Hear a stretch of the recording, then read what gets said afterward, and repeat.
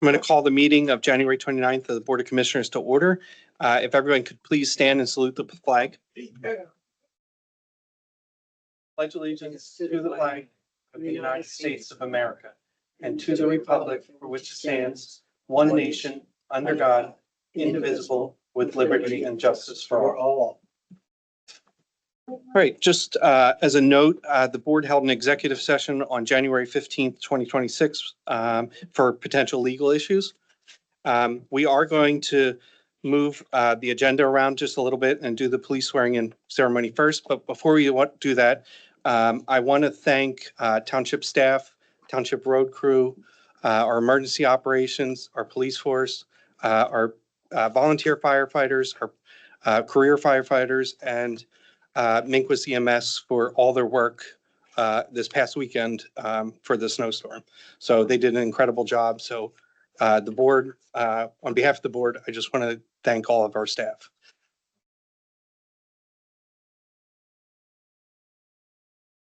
And now I'll turn it over to the chief. Thank you. Good evening, everyone, and thank you for joining us. The Deputy Chief of Police is the second in command and a vitally important position in the police department with operational and administrative responsibilities. It's been vacant for some time, but the duties have not taken a break, and I'll get back to that point a little later. The township is experiencing significant growth, and services have had to expand to address demand and public safety needs in general. We reallocate personnel and resources when necessary to adapt to that, and recent changes within the police department included revisiting the deputy chief vacancy. Last August, with the support of the Board of Commissioners and our collective commitment to public safety, the township contracted with the Pennsylvania Chiefs of Police Association to conduct an executive search and selection process to fill the deputy chief position. We received resumes and letters of interest from candidates in 6 states. Tonight, I'm proud to introduce the candidate that clearly distinguished himself throughout all phases of the selection process, Brian Barber. Brian is a Chester County native. He holds a Bachelor of Science degree in Criminal Justice from Shippensburg University, is a 1998 graduate of the Pennsylvania State Police Academy, and a 2018 graduate of the Northwestern University School of Police Staff and Command. Brian retired from the Pennsylvania State Police in 2025 at the rank of lieutenant, and most recently served as operations commander and acting director of the Drug Law Enforcement Division, where he provided strategic leadership for nearly 100 state police personnel across multiple specialized investigative and undercover units throughout Pennsylvania. In that role, Brian directed the planning, coordination, and execution of hundreds of high-risk operations, leading to the dismantling of major criminal organizations and the seizure of millions of dollars in contraband and assets. Brian oversaw multiple multi-agency task forces, enhancing intelligence sharing and operational outcomes. He expanded the division's grant program, procuring and administering over $5 million for equipment, specialized training, and public safety initiatives. Prior to that, Brian held multiple field and supervisory positions in patrol and criminal investigations at the State Police Emeryville Station and at Troop J headquarters in Lancaster. Throughout his 26-plus year career with the state police, Brian attended more than 50 advanced courses in criminal investigations, command leadership, emergency preparedness, and incident response. Did I miss anything? So without further ado, ask Brian and his family to come up. And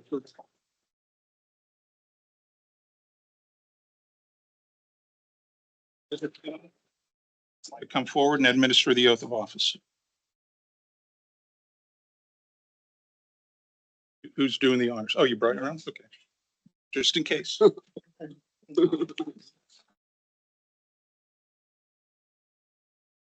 you. All right. Ready? Yes. All right. Repeat after me.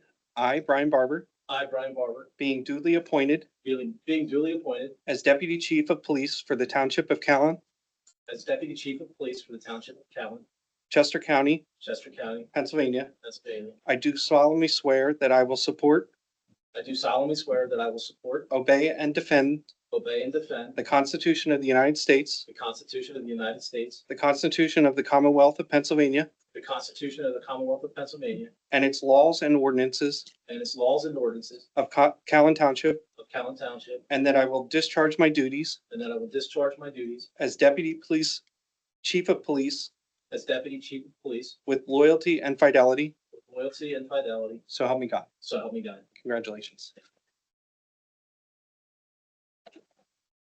Yeah,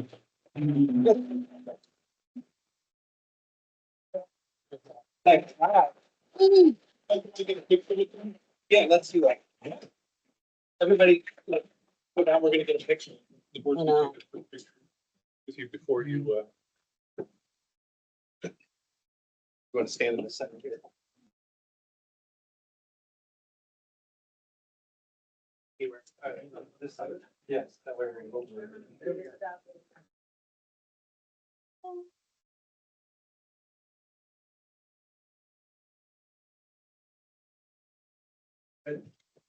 Thank you.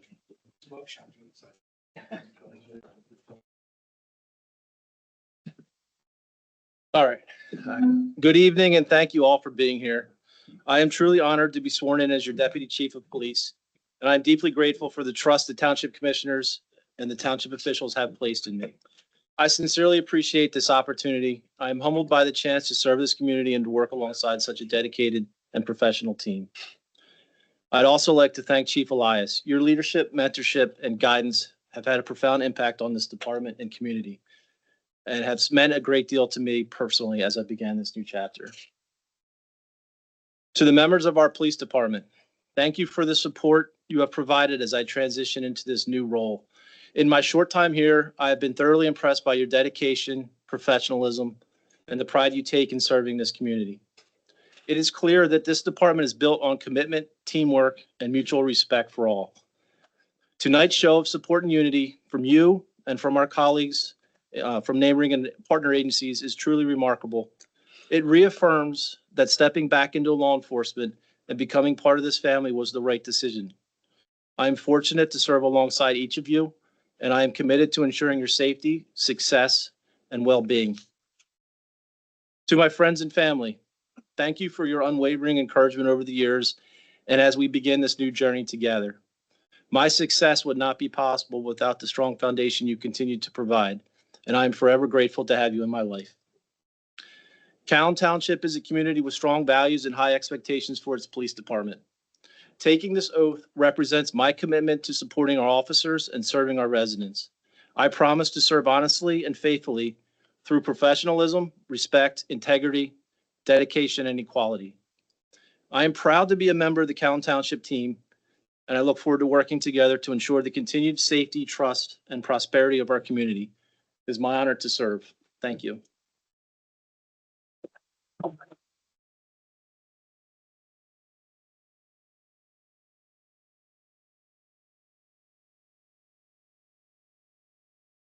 I mentioned early on that I'd get back quickly to the deputy chief's duties and responsibilities not going undone while the position was vacant.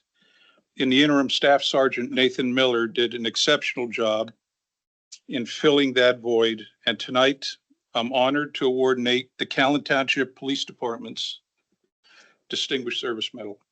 Great. Good.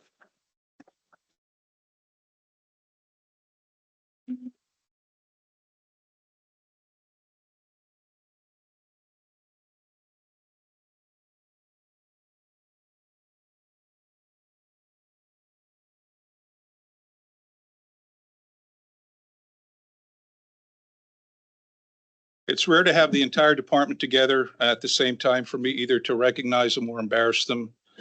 They're a good-looking group, and they are remarkable at what they do.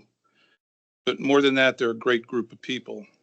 It's one of the first things that Brian picked up on since he started here, and I think he mentioned it during his speech. I get to witness it firsthand and through the positive feedback that I routinely receive from the public when they demonstrate incredible professionalism and compassion. So please join me in a round of applause for their hard work and sacrifice every day to keep this township safe.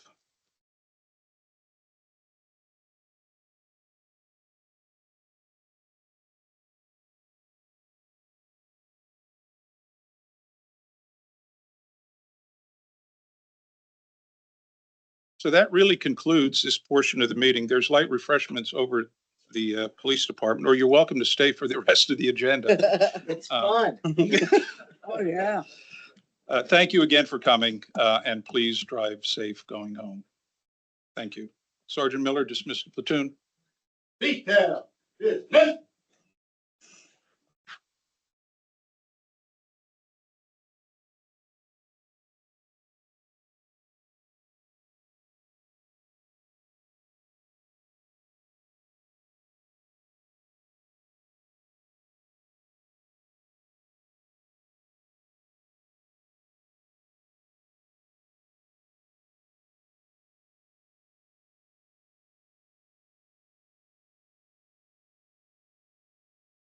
Take a quick break while we do stuff now. You just want me to. Yeah, let's take a minute break. Okay.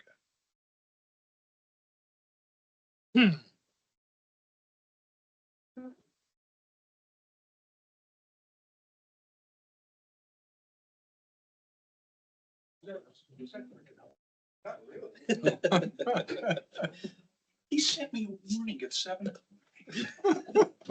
7 o'clock. Make your dog and pony show. He did. So if you'd sense any hostility during the meeting.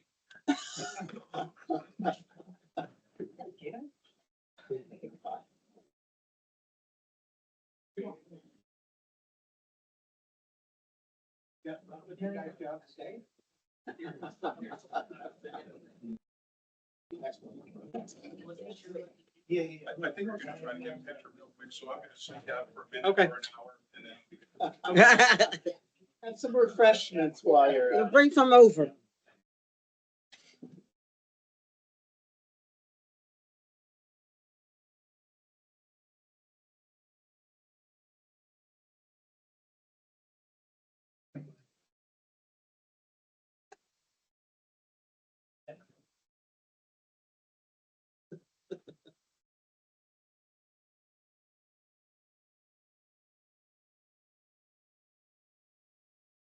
All right. Next item, we do have an amendment to the agenda. So I need to make a motion to amend the agenda to add Eric from Representative Williams' office to talk about PICO. And we will do that next if I have a motion to amend the agenda. So moved. Is there any questions or comments? Seeing none, all those in favor say aye. Aye. Opposed? A motion carries 5-0. So next up then is Eric from Representative Williams' office. If you want to come to the microphone, please. And just to, before you start, to preface this, there are residents up on Kings Highway and related streets up in that part of the neighborhood of Cowan Township that have been experiencing power surges that have caused significant damage to their electronic devices and refrigerators and different items in their home. So we had asked Representative Williams to look into that, and Eric is here to talk about that. So thank you. Thank you very much. First, thank you for giving me the opportunity to speak to everybody about this.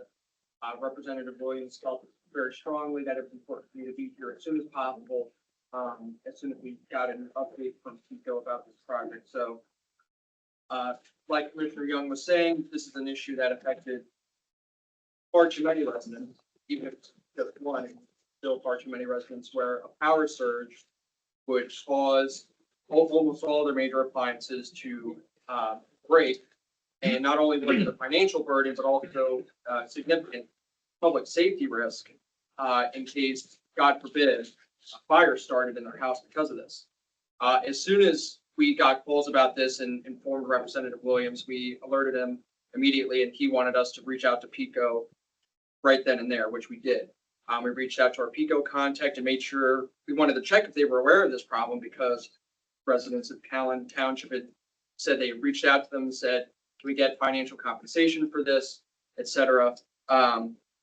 So as we kept communication with PICO, Representative Williams, of course, made this his top priority, not just because of the financial burden, but the safety risk, like I was saying. And he still feels, as he felt back then, that the current situation without any fixes is completely unacceptable. So he has made sure that we stay on top of it when we can. We stayed in regular contact with Pico, not overburdening them as to not push them away, but to make sure that the gears were still turning on this, and luckily we were able to do that. We were originally told that this project would be completed by the end of 2026, but according to the letter that is going out to impacted residents, this is supposed to be completed by the end of March of this year. So that's a much better update compared to a full year from now. But we still hope it's as soon as possible. With the work that we did in our office, Representative Williams also wanted to make sure I passed along his gratitude to Don and the commissioners for their coordination and their assistance in this project as well. It was a team effort. He was very pleased with that. And, that's the type of relationship he wants from our office with all municipalities in the 74th, of course. He believed that without the steady hands of Don and the commissioners, we may not have gotten this far in the time that it took. We also believe that the township's efforts help legitimize this issue as well. It's one thing to get a problem from one source, even if it's from just residents, but to have a multi-government level effort to remedy this problem was really, I think, made the difference. So we're very grateful for that. And Rep. Williams is very pleased with, the continuing opportunities to work with Callan Township for future projects, whether it's collaboration on just community events or, in the unfortunate case that it's a situation like this, to work together and make sure that's resolved as soon as possible. And he also wanted to say that he believes the administrative staff and the commissioners are very easy to work with, and he feels like our goals are aligned. So that made this a lot easier. So thank you to all of you for that. For people that don't know, this is going to be affecting the Longview Drive, Grandview Road, Greenwood Circle, Woodview Drive, and the Callan Meeting House Road neighborhoods, As well as East Kings Highway. as well as East Kings Highway, correct? So as soon as we get more updates, we'll absolutely stay in communication. That's what has made this effort so successful, is open communication between our office and township. But this is where things stand for now. And if there's any other questions or concerns for me, I'd be happy to address anything if I can. Just to summarize the letter for people here that might be from that neighborhood, that it looks like Pico will be investing about $200,000 to enhance the electric distribution system, as well as the goal of the project is to update the overhead wire on East Kings Highway and retire the underbuilt conductors to prevent further vegetation-related outages and surges. So, and these residents will be getting this letter, is that correct? That is what Pico told us. that, Okay, Impacted residents should start getting this letter as soon as possible. are there any questions from the commissioners? Just thank you to Representative Williams and your office for helping our residents. So any questions from the public? Mr. Rose, you have to come to the microphone. Give your name and your address. Two quick questions. Similar power surges in links, very frequent, and we've contacted public utility, nothing seems. So how do I gather the neighbors and I still meeting, or should we now? So work between Don and Representative Williams. Eric's here, so he can relay that. If you just give him your street and the areas affected.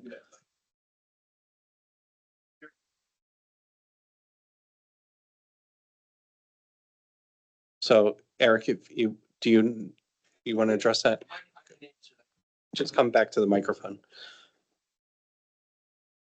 So as residents from the neighborhoods I listed from the letter, that was the biggest, one of the biggest issues of this whole thing. I mean, it was tens of thousands of dollars in damages. And, some folks had homeowners insurance, so some of that was covered, but when it would happen again within a matter of 9 or 11 months or something like that, the homeowners insurance would either be like, we can't do it, or your rate's gonna go up a lot. So we went back and forth with PICO a lot. Ultimately, that's gonna be something that needs to be settled between the customer and PICO. We tried to intervene numerous times, but basically the answer was, we have to work with the customer. A lot of the explanation from PICO when customers in these neighborhoods were originally reaching out to them, they said, well, it's an act of God. And that's usually the response you're gonna get from PICO.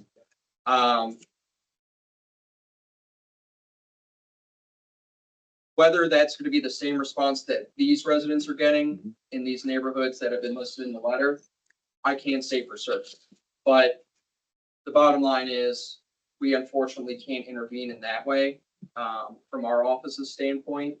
Since it is a private company, there is a limited amount of stuff we can do, but we certainly do everything we can. So that'll have to be something that is, worked out between PICO and the customer. Thank you. It would be my hope that having the letter gives them a little something more to respond with when they say it was an act of God. It was an act of Don, actually. Any other comments from the residents here in the township building? Yes, Mr. Chabot.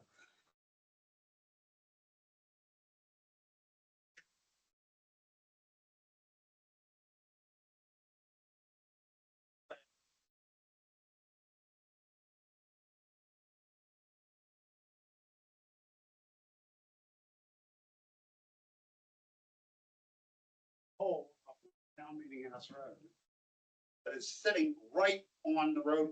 I mean, right adjacent to the roadway. I can't put my foot between the roadway and the pole. And it's sitting on a corner turn in that road. And frankly, it's dangerous. You get a school bus coming down the road and a truck any size coming down that way, good luck. Don? And they don't do anything. And Mr. Chappelle, yes, we have spoken about that, Paul, and I did reach out to PICO a couple times. I don't believe I looped in Representative Williams' office, but I certainly will be able to pass on the information there tonight. I hopefully with this infrastructure improvement that's planned in the very near future, there may be an opportunity to relocate that pole out of the immediate right of way of that very narrow roadway. So we'll use this as an opportunity. This letter was just received, but it does present, I think, a very valuable opportunity to make that significant improvement. Okay, thank you. Any other comments here? Abby, is there anybody online that has a comment? Okay, thank you very much, Eric, for coming. Give Representative Williams our thanks. Yes. Next up, we have resident presentation, Mr. Chappelle for Callan Meeting House Granger Lane Sewer Line Extension Project.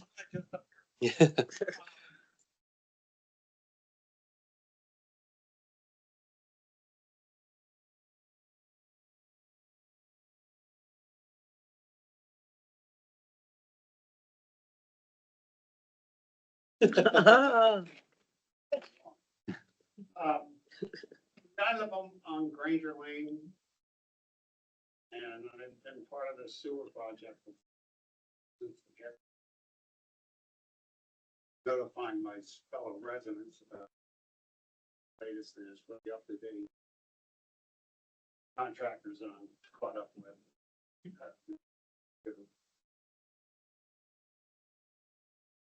Better price. I've been trying. At any rate, I've been kind of against this thing ever since the get-go. Most of the homeowners that I've talked to, and I've talked to about everybody, I've been against this thing as well, only because only 2 of them that I know of have bad septic tanks. And I'm going backwards at this point in time, not forward. And the cost to us 32 residents, considering we've been asked to pay part of the construction cost on Town Meeting House Road, Take the 33 residents, multiply them by the average construction cost that I got, which is about 20 grand. You're looking at $660,000 for asking the 33 residents to come up, which I think is an awful lot. Roughly again, $20,000 a piece per family. And I've only found, like I said, I think I'm repeating myself, but there's only been 2 homes that I know of that have had a bad septic system. So I'm not sure of the understanding of that, but that's pretty much what I've come up with. And like I said, the average cost for a hookup to the sewer is about $18,000 to $20,000. That excludes plumbing costs. It includes the construction costs to pay for the sewer. It includes the tap-in fees, construction inside the house, which is the trench line to the sewer, piping arrangements in and outside the house. Oh, and destruction of their septic system, the tank, always. And yet, doing that, I talked to Don, I talked to Scott about this.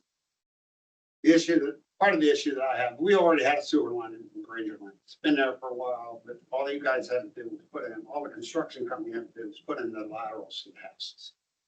Yet, we've been asked to pay for that sewer line down Town Meeting House Road for like reasons, but we've had to share that cost of construction. And then the final side of this is, I talked to the code department, and they're saying their permit fees run not in dollars, but in actual operations. They're charging us, they want to charge permit fee both outside sewer lateral work and inside plumbing reconstruction work. I think that's totally unfair, considering all the costs that we've already had to bear. And so I'm asking you as board to work to maybe alleviate at least the inspection fees and stuff. That's a minor side of all the fees that we've had to pay, so I don't think I'm asking that much. And the reason for that is not only are we being asked to pay all these other fees, but we're told we have to hook up. And I understand that, being a code enforcement person. I understand why you do it. But if I'm being told I have to hook up to this, then why should I also have to bear the cost of somebody coming out and inspecting it? I just don't see that connection. So, Mr. Chappelle, I asked our township manager to respond to that, and then we can address that more. Good evening, Mr. Chappelle. Thank you, Commissioner Young. I know we've had, you've attended the CTMA meetings as we've gone through the project. Now we've had several meetings in the township with Director Gill from the CTMA, walking through the ordinance of the township, as far as how that cost is broken down, and the fact that we were benefiting from a very substantial grant that was received that offset a significant portion of the cost. The other side that was discussed is, as you referenced, there were a number too, perhaps, I think that were in question. And part of the drive towards when the area that has smaller lots and cannot safely relocate their tanks or systems, if we do not move forward with these types of projects, and DEP receives at least even one complaint, we could be forced, with or without a grant, to move the project forward, which would, of course, increase costs significantly if the grant was not received. I know the cost estimates. I don't believe they're finalized at this point, as the project is not complete. It will be complete in the near future.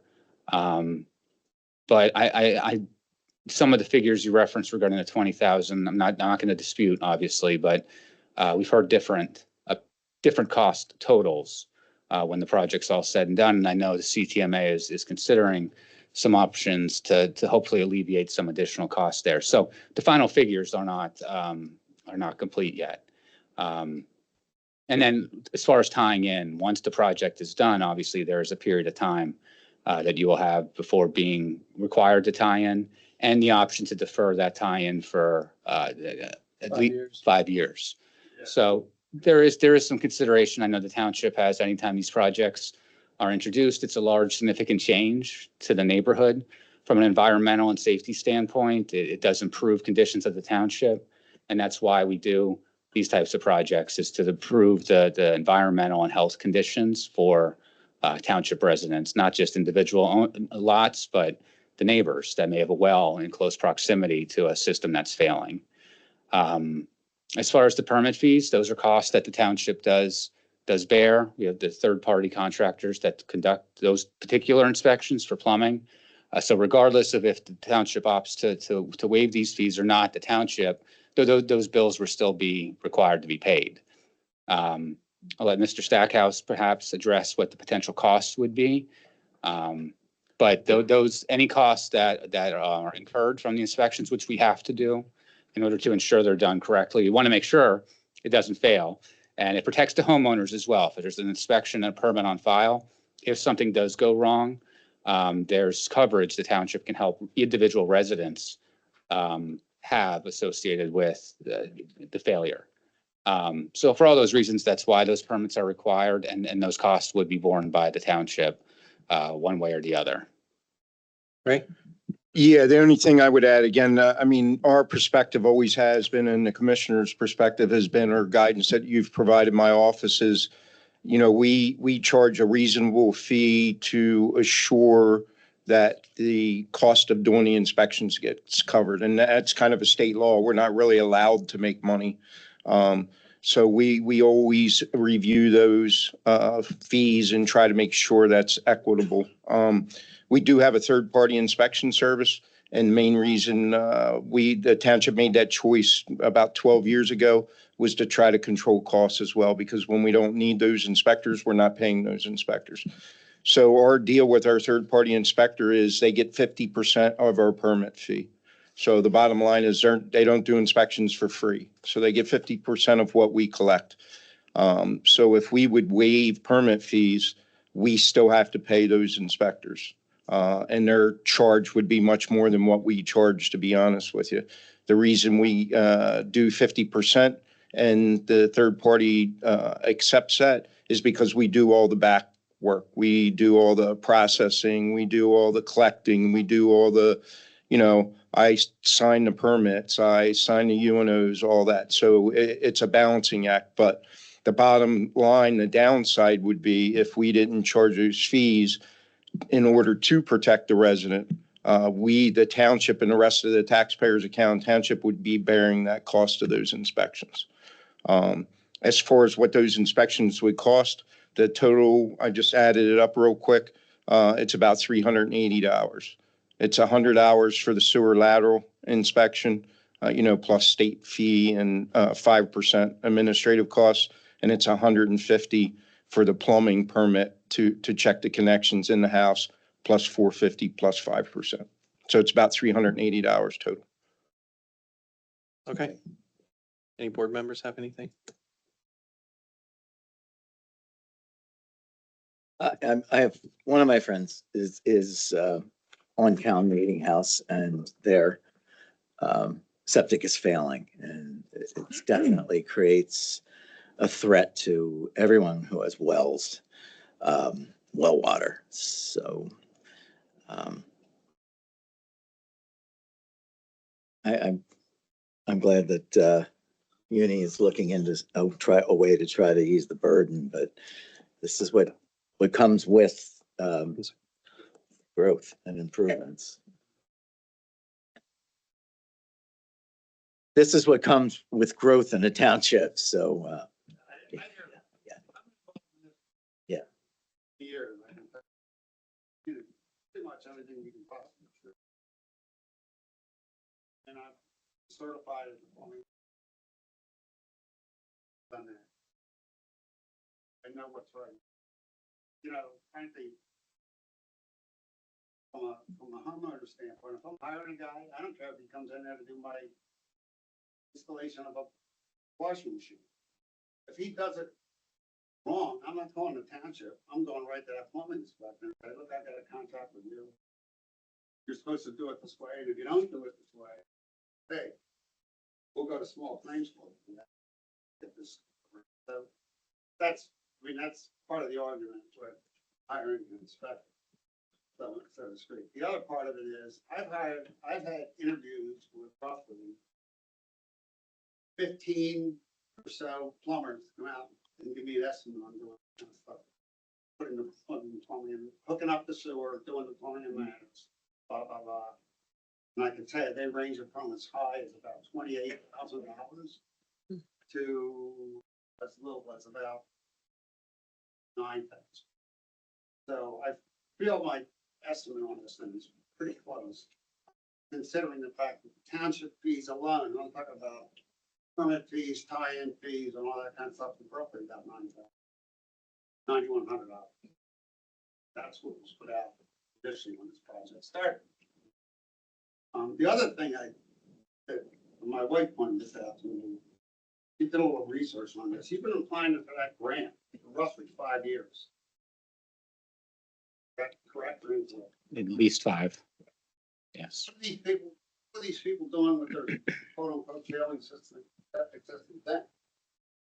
Well, I can tell you that my family had a home on Longview Drive, and we had a failing system, and it was failing Yeah. bad. And we were pumping our system every month to try to keep it alive until the sewer came down the street.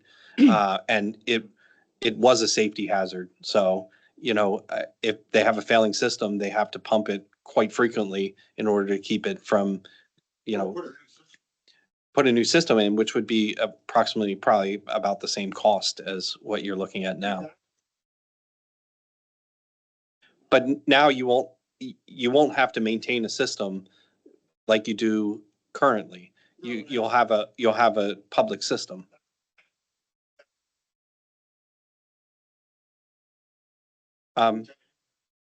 So I think Paul had something before we move on. I guess because I'm on the CTMA board, I should speak up a little bit, but Mr. Chappelle, yeah, you've been in front of us several times. And I know for a fact that there was a point in time that you actually were excited about having the sewer installed in this neighborhood. I've been on the board for 20 years. I know about 10, maybe 15 years ago, this whole neighborhood was targeted because of the failing systems. We've gone after this grant several times, finally receiving, was it $1 million or so? 80% of the bill is being paid by this grant. If we did not receive that, as Don mentioned earlier, if we did not receive that, all the residents would be responsible for the full bill. That's just how this works. So we are very thankful to receive this grant. This is the other benefit of this is the value in the house, because once, I know you're looking up into the sky, but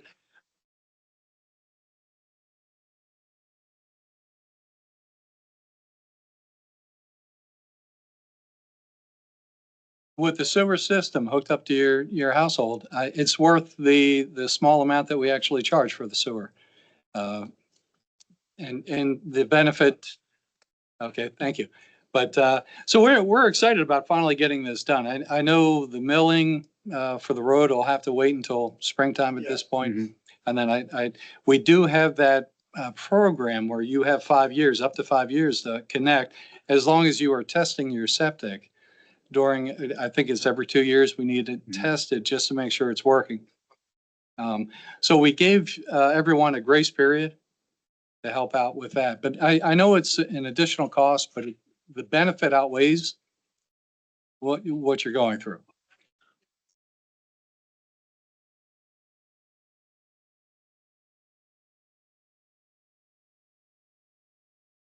There's an opportunity, yes. You know, alone.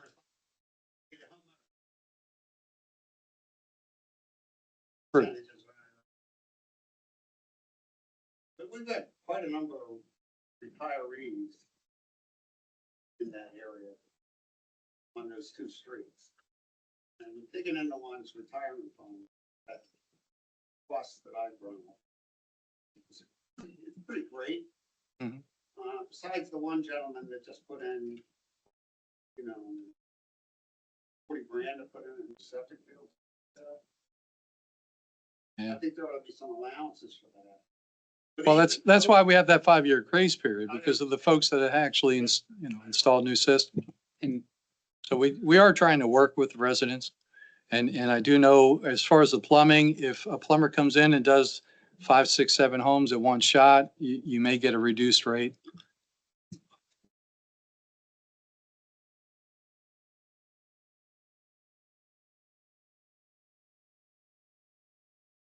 Mhm.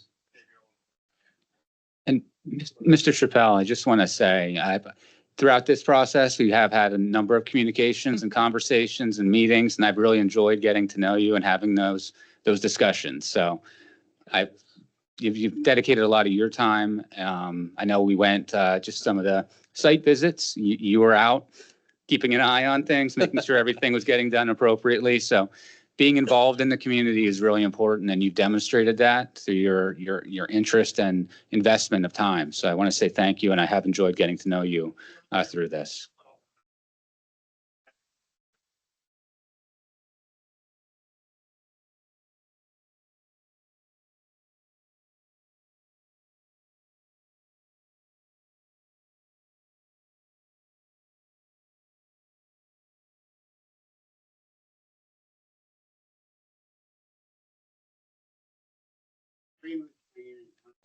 Yeah. If I compare the work done at this point in time, drive through Route 30, up by the Home Depot, there's a world of difference.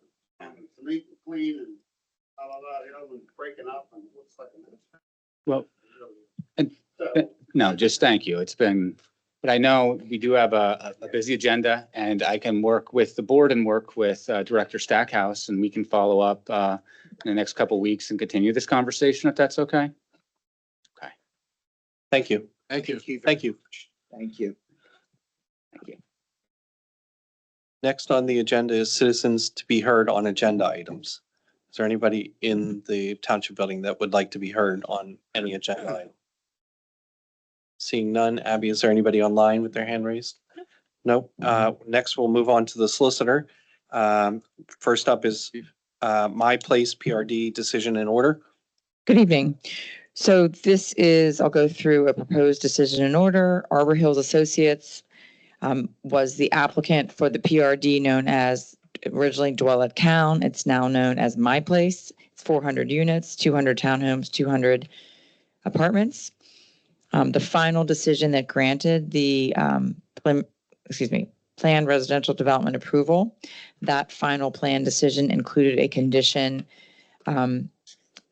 that required the applicant to come back to COUN for approval if it was going to utilize 2 access easements that were shown and approved on the final PRD plan. The purpose of those access easements was to connect the property in COUN to a parcel of land that the applicant owned in East Brandywine Township. It's a 17.8 acre parcel in East Brandywine Township. The applicant, Arbor Hill Associates, now wishes to develop that property in East Brandywine with 7 single-family dwellings, and is now coming back to the board as the PRD decision required in specifically condition 36. The applicant came to you at your January 8th meeting and presented. Their attorney is here. Ryan, if you have any questions, this is the proposed decision to approve the basically modification. It's really not changing anything other than now they'll be building something within those easements to connect into 2 different roads for the 7 homes in East Brandywine. The proposed order has some conditions.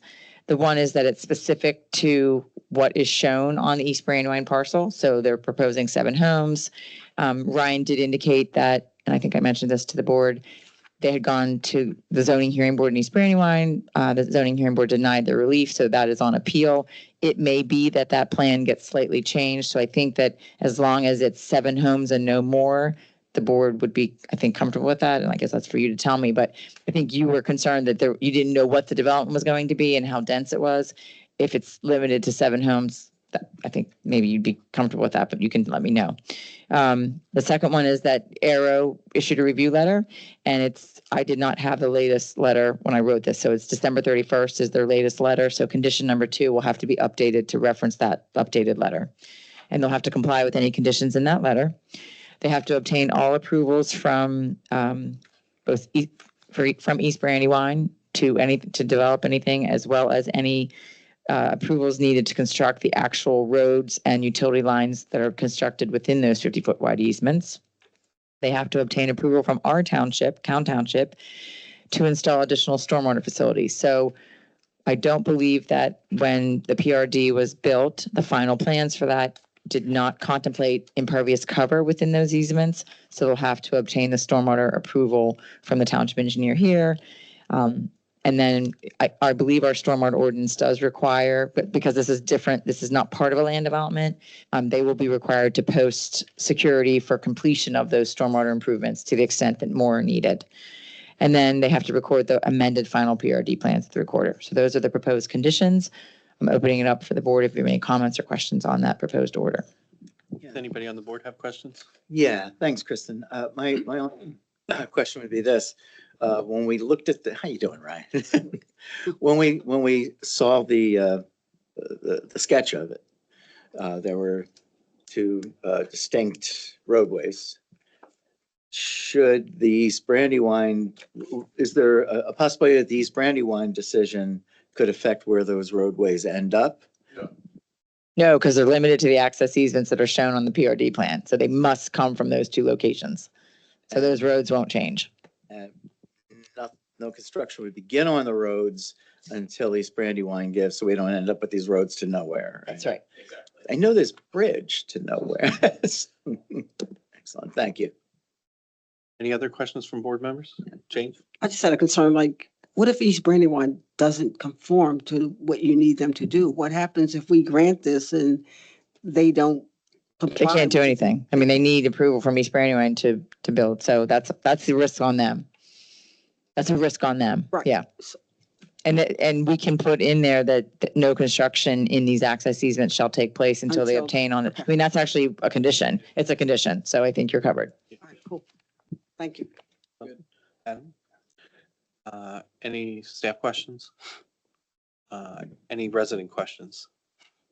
Here in the township building? Anybody online? All right, seeing none, I will entertain a motion to approve an application from Arbor Hills Associates requesting approval of the amended final plan for a planned residential development known as My Place. Moved by Adam, second by Mark. Any additional comments or questions? Seeing none, all those in favor say aye. Aye. Opposed? Motion carries 5-0. Thank you. Good to see you, Ryan. Next up, we have ordinance 2026-02, forestry regulation approval. Thank you. So there's only a minor part of this that's part of your zoning. We received a letter from the Attorney General claiming and challenging that your timber harvest regulations in your zoning ordinance didn't comply with the acre laws in Pennsylvania. And as a result of that, which we did do an analysis and tend to agree with the Attorney General, we've prepared an ordinance, that takes out any reference to timber harvesting within zoning. That's the main part of this. And then the second part is to adopt a new forestry regulation, Chapter 85B. Because there was a zoning component to it, we had to follow the municipality's planning code procedures. And then because it's a ordinance, we also had to just follow the first class township procedure. So we advertised tonight's hearing in the Daily Local on January 14th and January 21st. I sent a copy of the ordinance to the Daily Local and Chester County Law Library for public inspection. Your Planning Commission reviewed this ordinance at the January 20th meeting, and the Chester County Planning Commission reviewed this ordinance. So again, this was done to be able to comply with the Attorney General's mandate, basically, that you revise your ordinance to be consistent with acre laws, and they basically are asking that you adopt the Penn State model ordinances, which is what we did. I think we went over this before, but if anybody has any questions, I can answer. Any board member questions? Yep. Any questions from residents here in the building? Seeing none, anybody online? All right, I will entertain a motion to adopt ordinance 2026-02. Moved by Commissioner Mullen. Is there a second? Second. Second by Commissioner Thomas. Any further questions? Seeing none, all those in favor say aye. Aye. Opposed? Motion carries 5-0. Next up is ordinance amending chapter 83 Township Code advertisement. So I'm going to let Ray kick in here a little bit, but these are two that Ray had asked me to do. If the board is aware, you opted into the statewide building code.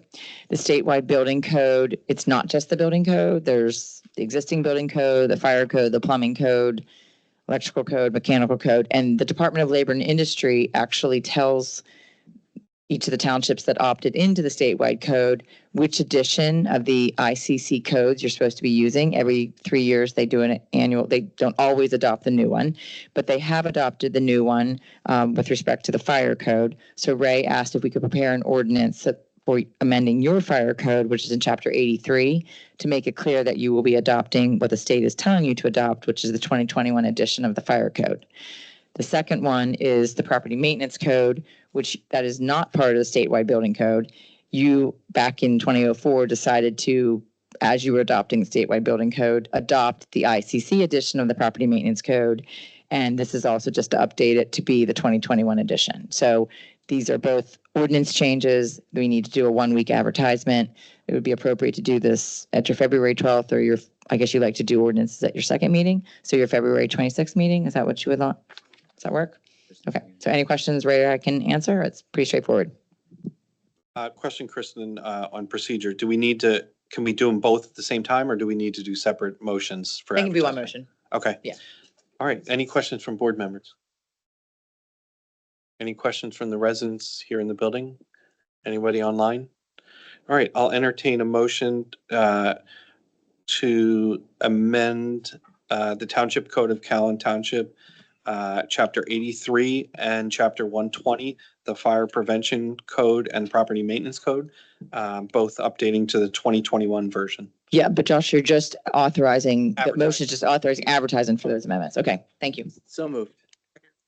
Moved by Commissioner Evans, second by Commissioner Kennedy. Any further questions or comments? Seeing none, all those in favor say aye. Aye. Opposed? Motion carries 5-0. Thank you. That's all I have. Thank you, Kristen. Next up, engineer. We have 2026 MS4 PSA. Ross. Good evening, Commissioner. Hi, good to see you. Yes, on the agenda for tonight, relating to the township's MS4 permit, the state continues to extend out from the 1-year the same permit that has been in effect. There are some discussions about a possible requirement for it would be a new permit cycle, and that would be a separate matter that could come up later. But for now, we're looking at just the continuation of the typical annual services for MS4, so that generally while reviewing the township MS4 plans and documents, and then some of the main tasks are actual field inspections of stormwater outfall points and inspections of all of the stormwater management systems that were created from state funds. So we will be proposing in our services agreement for the amount of $48,000, which is same as last year, to continue the annual services and prepare the MS4 reports that we would. Any questions from board members? Any questions from residents here in the township building? Mr. Rose? Microphone. Sorry. Thank you. Just a quick question. This covers like general. No, this is just the MS4 permitting. Correct. Have to do it. Yeah, I was just going to chime in real quick. So it's not to exceed 48,000. They do a good job of that. The other thing to keep in mind, they take all of our BMPs that we have with all the township, and they go out and actually do inspections. If there's any issues, they send a letter, the whole 9 yards. Any other questions? Anybody online? No, okay. I will entertain a motion to approve Gilmore's PSA 24012300-01 in the amount of not to exceed 48,000 for the 2026 MS4 program. So moved. Moved by Commissioner Mullen, second by Commissioner Thomas. Any other questions? Seeing none, all those in favor? Aye. Aye. Opposed? Motion carries 5-0. Thank you, Ross. Anything else? Okay. All right, on to the director's report. First up, we have Minquist. Ross, you dropped, thank you, Ross.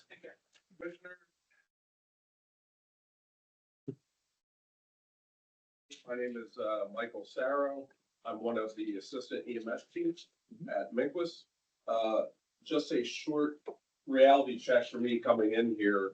In 2020, I ran for sheriff of Chester County. And I have to say, after watching the hard work you folks do here tonight, part of me's happy. So I appreciate everything you guys do. Again, Mike Sarro, you'll be seeing a lot more of me. Tim Cavanaugh, I believe, is online. We have about 50 years of experience in EMS between us. We're very hands-on, and I do have to personally thank Director Stackhouse and the chief, 38 and any borough individuals, including police out there. With the recent storm, they did amazing jobs. They were out there with the plows, and we couldn't get into residence without them. So a personal thank you to you and your guys for that. I believe Derek Dry, our administrator, sent the numbers. I'm not going to bore you other than there's a lot of fourth and fifth calls now at this point. You're going to find Chief Cavanaugh and myself in there jumping on those trucks for those fourth or fifth calls. We're breaking communication wide open here with Director Ray. I hope that we've kind of met that standard for you, and anything that does go on within Cal, he is the first to hear about it, and I want to make sure your contract is covered, and we're doing everything we can to protect your citizens. Finally, no, I believe that's it. Unless you guys have any questions for me. Any questions from the board? No, but thank you. Okay. Thank you. Yes, thank you. I do have one quick question. Okay. For the people online and for me, what is a fourth and fifth call? Okay, so we generally have 3 trucks up throughout our 2 substation, main station. If you get past that 3rd truck, that's a 4th call Gotcha. in your local. So then myself or the other chief will jump on so we can fulfill that. Thank you very much. Absolutely. Thank you. Reach out with anything you guys need. Thank you very much. Next up, Fire Department. Chief Taylor?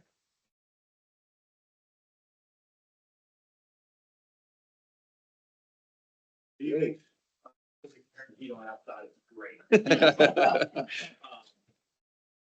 sure you're gonna hear from multiple directors, but I just want to thank Dwayne and his staff over the storm. Not only keeping the roads clear, I can't tell you how many times I saw you out back, and keeping our driveway open, things like that. I think over the storm, we have a drop below 12 volunteer and staff, career firefighter staff members for the storm. We had that brand new plow that was delivered that you guys were gracious enough for the utility earlier, I believe September. Had that working like crazy. To help EMS and things like that. As far as some things from the year-end report, we had our busiest year in 86 years of Thorndale Fire Company. We responded to over 700 fire and EMS runs. When I took over in 2022, we were just over 400. So fast forward just 5 years, we're almost double that. We were 102 incidents more in 2025 than 2020. That just kind of goes to show how busy this township is from not only residents, but visitors, things like that. 2025 was a very big year, very good year for us. Obviously, there were some ups and downs with things like that, but by and large, it was a big year. As to kind of supplement what Chief Sarro was talking about with the 4th and 5th calls, Thorndale Fire Company reapplied through the PA state Department of Health. We're now back again as a recognized KRS service that's effective December of last year. We're just trying to, when we have those outside ambulance agencies coming into Callan, we're responding on those calls, or even sometimes with Minqua CMS, depending upon proximity of their units and things like that, just to render aid. So with the citizens and business owners have vested in the fire company and their emergency services, it's only right we treat them the same way, and we're very committed to that. Other than that, finally, just a couple, we had 4 service for, that kind of happened in the 4 service years, members for service. So Al Cunningham has achieved 12 at Thorndale. I think he's well over 50 in Chester County Fire Service, but only 12 at Thorndale. Leah Rather has achieved 7 years. Christian Schutz, 8 years, and Eric Stewart, 12 years. So a lot of knowledge and things like that with those folks, and we're happy to have them throughout that long. Other than that, any questions? Questions from board members? No, just the fact that you have that much tenure just speaks volumes on what's going on at the fire department. So thank you so much. Did forget, our fund drive did hit mailboxes. Okay. The thing to hit mailboxes, snow bad. So clouds hit them too, yeah. Yeah. Everybody's mailboxes, they have a sign.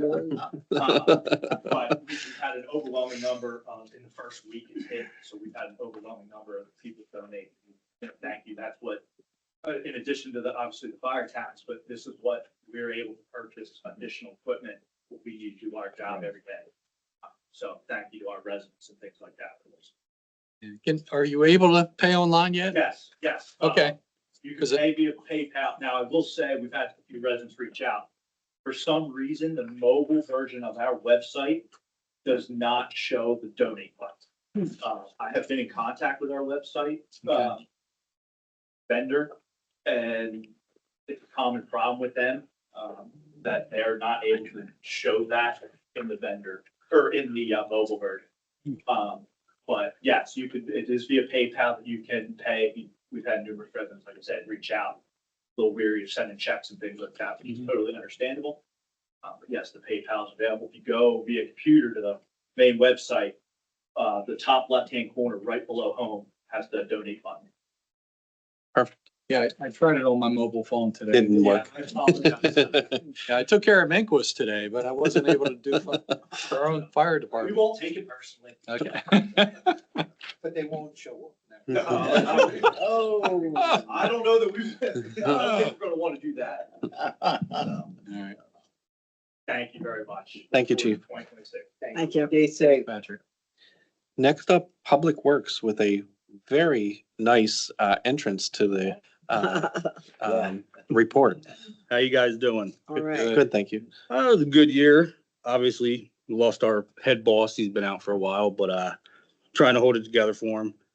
We brought on 3 new guys full-time for our labor positions. Obviously, we do our same thing throughout the year that we maintain the township, stuff like that. We did a lot of inlets and stormwater pipe work over Thorndale Heights, approximately 16 inlets and almost 500 feet of stormwater pipe that we put in. We took on the Amtrak roadside mowing, which we got lucky and you guys approved us to get 2 new mowers for that, which is nice. Wintertime, obviously, it slows down a little bit other than snow and stuff like that, which we've been having a lot of lately. Got a new trailer to haul the mowers. We took in the 2025 Chevy Silverado, which came in clutch because we had a couple trucks go down with the storm, so we had an extra one to use. We started the new salt shed that you guys approved for it, and obviously right now it's on hold because of the weather, but hopefully soon enough it'll be done and we can utilize it and get rid of the old one that we have down there. But other than that, it's been pretty good. We did some pipe work over at the golf course, put a new water line for them. Paved a new pad outside of their golf cart building for them. Other than that, that's about it. Any questions from board members? Thank you. Yeah. thanks for jumping in. Roads open, clean You it know, up. And thank you for this weekend. Yeah. What we're here for, Nightmare. How many hours? 36 hours? 36. 36 hours. I can't stay awake for longer than 20. 36 hours. I wanted to say something to Patrick and I forgot. I apologize. There was PennDOT had a meeting on Zoom for elected officials about the bypass work. And I know they've had public meetings since then.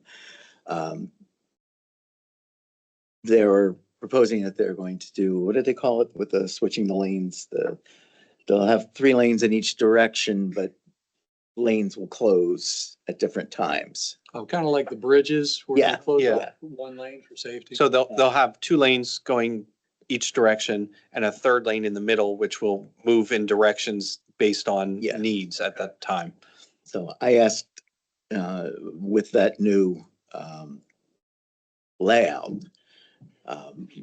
would you be shutting down the outermost, no, the second outermost lane, the middle lane, I guess, if there's an accident, and, you know, we have emergency personnel out there, so they have an entire lane open between them and where they were responding to, and they said, yes, they would. Yeah, After 2033. So, I know, like, obviously with 202, when Yeah. they expanded most of the length, basically from Yeah. East Whiteland to King Prussia to 3 lanes. Mhm. That, I mean, they have an incident, they're not, unless it's something drastic and very bad. Yeah. They're not shutting down the entire, they're leaving at least 1 lane open. Unfortunately, we gotta have a head on swivel because that 1 lane, oh, yeah. they're still doing 80 Oh, I an know. hour. Yeah. No matter what. So, we've been keeping an eye on it with the bypass and we're like, hey, take as long as you want out that way because, it's just knowing what, and talking with fire companies from 202, like what they Yeah. experience on 202, with cattle, students, Oh, yeah. access and things like that. Oh, yeah. It's going to be a unique, I don't want to even say experience, it's going to be troublesome for access and things like that. So, yeah, we've been keeping an eye, but Yeah. they'll probably change their minds a couple different times. We'll all be retired before they start. Yeah, thank you. Anything else for Public Works? Great. Golf course. Cole, how are you? Howdy. Hello. Hi, Nicole. For sure, first thing I want to say is for 2025 is thank you guys. Your support has meant everything to everything we've accomplished so far. It was a good year. It was a fun year. We did a lot of good things. We raised a lot of money for a lot of good causes. Over $20,000 raised in fundraising for youth programs, veterans. I think it was over $5,000 for veterans. So we worked really hard to make that sort of one of our main focuses, and it turned out really well. And it's going to be bigger in 2026. Obviously, revenue was good. That's exciting as well. Almost $1 million. Kind of shot up from last year, over 200,000 more dollars in revenue than last year. Yeah, but of course, thank you guys for your support, and it's exciting everything that happened last year in 2025. All the youth programs, all the high school programs, they're all happening again in this year. We've already come to contracts and agreements with everybody, so the summer camp's going to happen again. All the first tee of Greater Philadelphia stuff is happening for the underprivileged youth. All of that's happening again. Yeah, and, huge thank you to you guys. Ginormous thank you to our maintenance staff and the golf course staff. Everyone worked really hard I think we were peak almost 40 employees in the middle of the season. We had a lot of people working, so it was a lot of fun. Thank you. Of course. Any board questions? What are they doing over at the golf course now for the ice skating? So right now, we're doing a lot of painting. We repaint all the tee markers, the ball washers, the trash cans, the bag stands. We repaint them all each year. We're also servicing all of the equipment. So we change all the oils, all the filters, all the air filters. I like to do all that in-house. I like to do it myself because saves a lot of money and time. It doesn't need to be sent away. So right now, that's what we do just about every day. We work on a piece of equipment, just servicing everything Getting ready. and getting ready for the year, sharpening a lot of blades, and just planning, a lot of planning. Thank you. But the pro shop, Nearly $1 million, that's all, and not really. Thank you. Great. oh, were you asking the same? No, I was saying congratulations on almost $1 million. I know. Yeah, just shy of $1 million. The pro shop, is that open? Yes, the pro shop on limited hours. I mean, we had one customer today, and thankfully that customer spent $280. So we'll take it on a random. We are open. It's limited hours. There's no golf, obviously. The simulator's kind of been taken apart. It just wasn't working right. But everything's clear, all the walkways, everything's cleared. We are technically open if you wanted to buy some merchandise. One of us is always there doing something. So yes. Okay. Well, you have some wonderful apparel for sale there. Yes, the new logo is on all the shirts and hats. It's exciting to have that out there. Of course, we're also working on memberships right now too. So everyone's renewing their memberships. We're somewhere around 50 members, which is awesome and perfect. So, we like to hover right there. That's fine. Good. Yeah, Valentine's Day is coming up, so. Someone who loves golf. Thank you. Thanks, Nicole. Thank you. Thank you. We take public comment at the end of all the director's reports. So I'll just hold that for 1 second. My apologies to Mr. Stackhouse. In the packet, golf course was next, but I skipped over you. So my apologies. Building and life You asked safety. him to do that, didn't you? I still go after you. You asked him to do that. That's okay, sir. Thank you. Commissioners, I'd like to start off, like everybody's echoed, Dwayne and his crews were just essential. When the storm was coming, obviously, we had a planning meeting with the affected department heads, emergency services and public works. And they just, they knocked it out of the park, in my opinion. I checked in with the guys the entire time with Dwayne and they never really needed any additional resources from us, but they were at the firehouse nonstop, keeping the drive open, more than we probably have in any years in the past. And I think it's just because they're up to full staff, which I think obviously really helped. And they were there and prepared to assist us to get to additional ambulance calls if we needed to. So definitely hats off to them for this storm. Obviously, the building and codes department was very busy. As our population increases, we'll obviously continue to do that. So just for Chief Elias, instead of giving just some numbers. Let's see if this works, Abby. The two of you. Buckle up. And of course, I don't know how to do it. It's coming up with a bunch of different stuff. Just share your screen. I did that. It's asking me all kinds of questions. Share content. Sure. You gotta pick the content. Not that one. Yeah, it doesn't give you an option to pick what you want. I just wanted to show you, we did a comparison. So I actually have it up, but I tried that.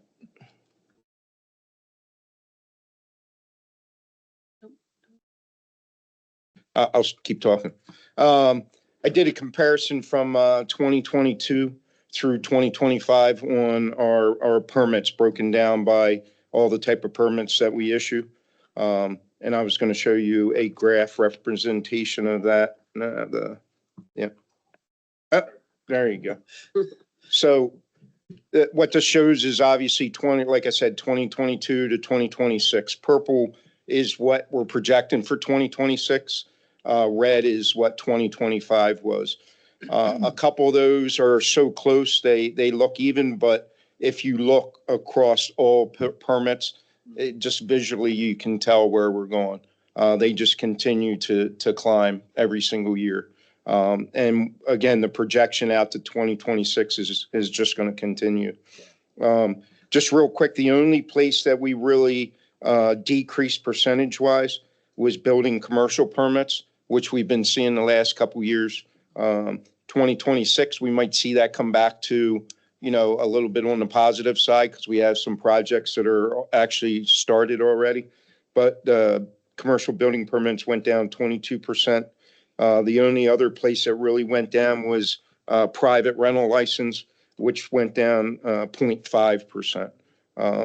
But our activities, when you look at the rental activities, they skyrocketed. What that really shows is that staff is working fairly diligently to identify rentals, work with rentals, make sure that they're inspected and make sure that they're safe. So even though the number of rental permits stayed about the same, maybe went up a little bit, our activities centered around the rentals are, continue to go up. So the next thing I'll talk about real quick is, a couple of accomplishments that we obtained over last year with your help and the community support financially. Obviously, the new fire truck, the additional fire truck that I know came out of the blue. And Commissioner Mullen reminds me, constantly about the additional money that brought, but it was through you guys that occurred, and it really was a need for us to continue to, provide the coverage. On the agenda later is, approval to sell the one fire truck that we had to put out of service for safety. So, we're operating with one fire truck, and trust me, Chief Taylor and myself remind staff and the volunteers that we have one fire truck. So whatever you do, you have to be careful. Just real quick on that, I'll show you a couple pictures. We just literally tonight received this update and a date to go out and do final inspection, or go down, I should say, to Florida. So in March 11th, I think, is our date to fly down to Florida to do the approval. Yes, it's Florida. It's Florida. We're in Florida. In cold weather. Oh, So it just gives you, that basically they're starting to put the truck together. Share these? Yep, I just got these literally right before the meeting. Nice. So that was the fire truck. A couple other things, and I'll get out of that. Abby, you might have to stop sharing. All right. A couple other things. Obviously, emergency services, it was a huge year. There was a lot of accomplishments. We hired some additional staff. We developed a drone program. And the biggest thing I want to talk about really to close out is the training. I know we use the same software in cooperation with Thorndale Fire Company. So you guys have that in your packet, but just to hit on some of the training that, our staff accomplished over the year. Multiple people received their fire investigator certification. Multiple people obtained their car seat installation technician certification. We had somebody attain their youth fire setting and prevention intervention certification. And we had multiple people obtain their CPR and basic first aid instructor certification. There was a ton of other additional training, but they were, the highlights for that. We revamped our public outreach program. And we're just doing so many more, fire prevention activities, car seat checks, fire extinguisher training. Some of that we're doing in cooperation with Minquist. Some of that we're doing in cooperation with Thorndale Volunteer Fire Company. So we've just really taken off with that, and we have staff dedicated to help with that. The last thing is EMS. As you know, we've been very engaged with EMS for the last 2 years. Commissioner Mullen and President Young are on that group. We did engage a study, and we're coming very close. Hopefully, we'll have a rough draft of that study next month, and I hopefully that'll give us a direction for the future and the stability of EMS and how we operate with them. So that's all I have. Unless I can use the chief's time, I mean, I'll think of something else. I actually have a question, one question, Ray. I think everybody was really happy to see the farmhouse break ground Yep. over the holidays. Did they put in for LERTA when they got their permits? Oh, yeah. Yes. Yep. All right, thank you. Any other board questions? Seeing none, we'll move on to the much anticipated community enhancement report. Live. All right. Yeah, I think so. Wow. Oh, no. Next time. Let's see if I know how to do this. There we go. So I actually did not realize how much we had done until I put this report together. So I'm just going to scroll through it real quick so that, we can impress everybody. It's been a crazy year. And in terms of staff, Jess has been here now a whole year, which is crazy. She's been through it all once and ready to start again. So that's exciting. So just real quick, there were so many highlights, but I think the new EAC was a big one for me. Our video game was like on point this year. Beaver Creek Trail finally got some momentum, which is exciting. And Art in the Park was huge, just growing and growing in popularity. And I think it's going to just keep going in that direction. And then kicking off the Kings Highway Park update process was really exciting too. I always think this is interesting. So I compared our communications from last year to this year. Subscribers are always up in basically everything, other than hard copies of the newsletter. We sent out 667 new resident postcards. A lot of those people then do sign up for the newsletter, and increasingly at events when we say, how did you find out about this? More and more people are saying the newsletter. So that's really great. Website hits were hugely increased. I'm not totally sure why, but we have been doing additional updates. Obviously, lots of big projects that people are interested in. I think more people are tuning into board meetings. Hopefully in the future, we'll have a website that gives us more granular data that we can, learn from. Social media, again, lots of increases, especially Instagram, up 76% in terms of the number of posts that we did this year. And if you see, we've posted 404 times on Instagram, so that's more than once a day, which shocked me actually. And YouTube was just kicked off last year. You can see here that people watched 293 hours of our content. And considering we only have 41 subscribers, that's pretty good. It's like 3 meetings. Yeah, or one really long one.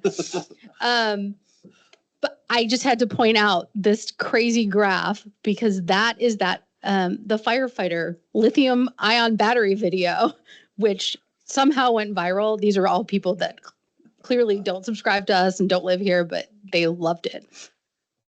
So thank you to the firefighters for being such good sports. Again, 3 of our top 5 Facebook posts for the year were also starring the firefighters. So next year we'll do Oscars for the township's video content, and it's going to be really hard to compete with them, Chief. And Public Works has a good shot though too. They're also great. And then just real quick, because the number of events last year fit on just a couple pages, and this year they do not. So we've kept adding, and the interest in the public has gone up and up every year. Community Day was bigger than ever. Thank you again to everybody who helped out with that. Right to Knows is pretty steady. I don't know if anyone's fascinated by that, but I think you all, it's mostly thanks to you all that we got so much good publicity this year. And I think I was just reflecting on when I first started, one of the messages from the commissioners was that we needed to work on our identity, right? And people knowing where they lived. And I think in all of these different kind of areas, we've been able to do that. And that, at least from where I'm sitting, has improved drastically since however many years ago that was. Again, more public space enhancements, but I think I gave a whole page to sustainability. It was a big year. It was very exciting. That group, just in case people don't know, were appointed less than 6 months ago, I think, and have weighed in, wrote suggestions for the zoning update. They have now started reviewing land development plans. And this is a group of people that did not really know, for the most part, what a land development plan was, and have been providing amazing feedback just out the gate. So I expect big things from them in the future. I think that's about it for me, unless anybody has any questions. We got a second camera in here too. How about that? All right. Next up, Police Department. Did Ray give that report already?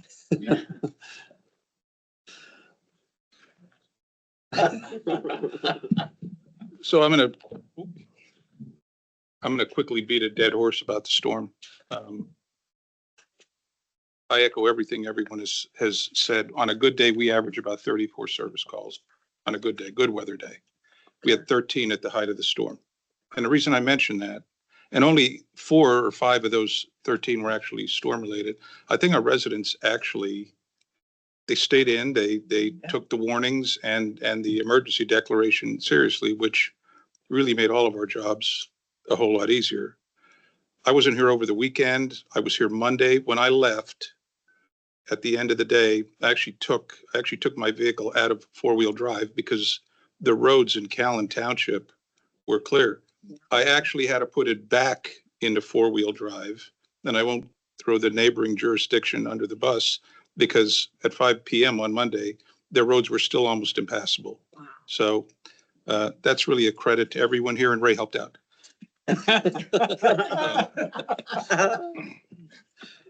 They threw you under the bus anyway. I gave you credit. Good news again with the support of the board. We ended 2025 full staffed with the hiring of Brian, which allowed us to stand up. We talked about having a traffic unit for a long time. We're never able to do it. We stood that unit up. We comprise of 2 officers, primarily responsible for enforcing traffic laws, investigating reportable traffic crashes, conducting traffic studies, assisting the traffic control at special events, community outreach, and augmenting the criminal investigation division when needed to support the department's anti-crime efforts. So that we have a lot planned for that group. Just going through the report here quickly. We ended 2025 with 12,077 calls for service. That is an almost 8% increase from 2024 to 25, and a 54% increase in the last 10 years. In 25, we were awarded a almost 143,000 LSA grant. When you add that with the grants we received over the last 3 years, we're north of $400,000 in grant funding for the police department. Much talked about last year were service calls at the intermediate unit. In 2024 calendar year, we responded to 464. There's a lot. Last year, 271. And that number is going to be greatly reduced, as it has been since the intermediate unit engaged in a partnership with the Chester County Sheriffs. So that number will continue to go down.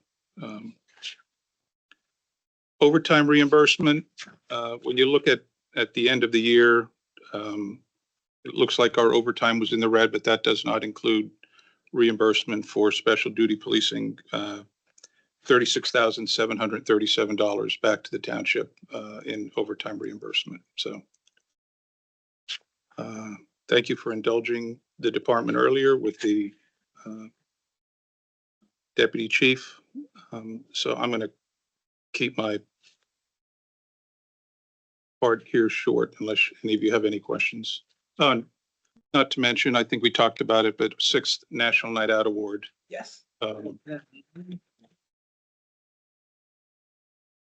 lot of people helped out with that. Abby and Tracy from my shop did a fantastic job, and Jessica. So plan on doing it again this year. Lucky 7. Yes. Any questions for the chief? I don't have any questions. I do have a comment and a suggestion. And that is, working with Abby, I'm more than willing to lend Ray out and you could do a taser test as a. do what? Taser? Taser test. Just, it'll spark up YouTube and. video, it'll go viral. That would be nice. You It's the could be newest commissioner, right? You could be a crash dummy for traffic safety. Looking for a different. All right. Anything else from the board? Thank you. Thank you. Very good. Thank you. Next up, finance report. Good evening. Good to see everyone here. 2025 was a very good year for the township, challenging towards the end, but at that point, I want to thank Jennifer, Stephanie, and Janet, my staff, who really picked up the pace and did a phenomenal job holding everything together through the end of the year in that fourth quarter. I'd also like to thank the staff here. Management was phenomenal in working with me through everything. Budget season is over, and we're ready to see that 2026 is another great year. I'm confident that we will continue to increase our fund balance, which right now is in a substantial cash solvency. GFOA states that for Pennsylvania First-Class Township generally ranges 15 to 25% of the annual operating expenditures as good, and we're at 37%. So I plan to continue going up with that. I have a lot of plans for some investments. Our Pliget accounts are doing fantastic. A lot of CDs out there. Who knows which way the rates are going, but we've always done very well with that particular institution. So I want to continue to do that and grow that fund balance even more. So that the commissioners have, that little cushion, to make Callan Township even more so the heart of Chester County, and the way our staff has grown and the way the township has grown with our residents and infrastructure is just amazing. And it's so wonderful to be a part of that. Again, we're in a good spot. And I really look forward to 2026. There's going to be a lot going on. It's going to be challenging, but I really think we have a good budget. Thank you to the budget committee for getting us through that. Our sewer bills will go out as regular sending through the mail and emails as we normally do. And our annual real estate tax bill will be probably going out by March 1st. And if there's any questions, I'd be happy to answer anything. Otherwise, we can. Any move on questions to from checks. board members? Okay. Thank you. That wraps up the director's reports. Is there any questions from the public on any of the director's reports? Mr. Rose.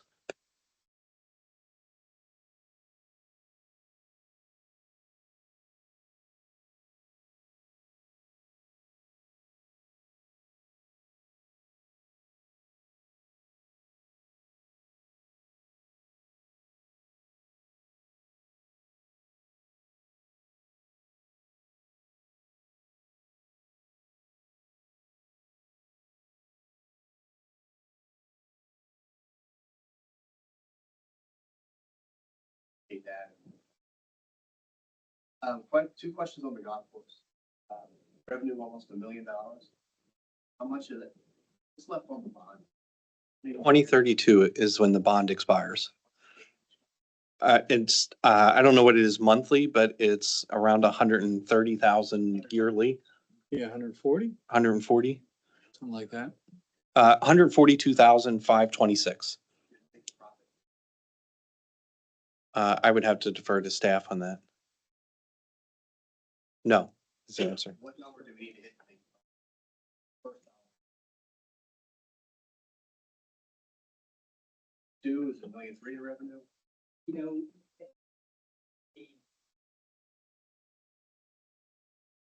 Off the cuff, I'd say probably 1.2 to 1.3.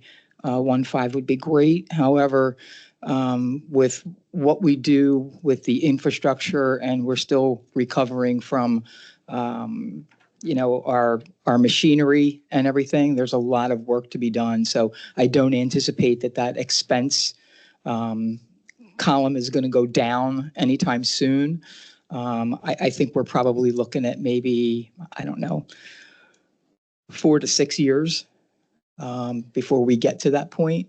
But I think, it's a work in process. And if you look, 2-3 years ago where we were and where we're at now, it's a huge leap that we made. And, there's only one way to go, and that's up. So, but yeah, we'll get there. Thank you.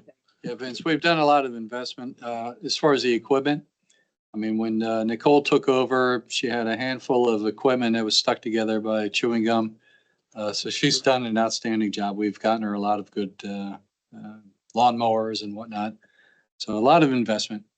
I appreciate the history and Any other questions from residents here in the building? Anybody online? Okay.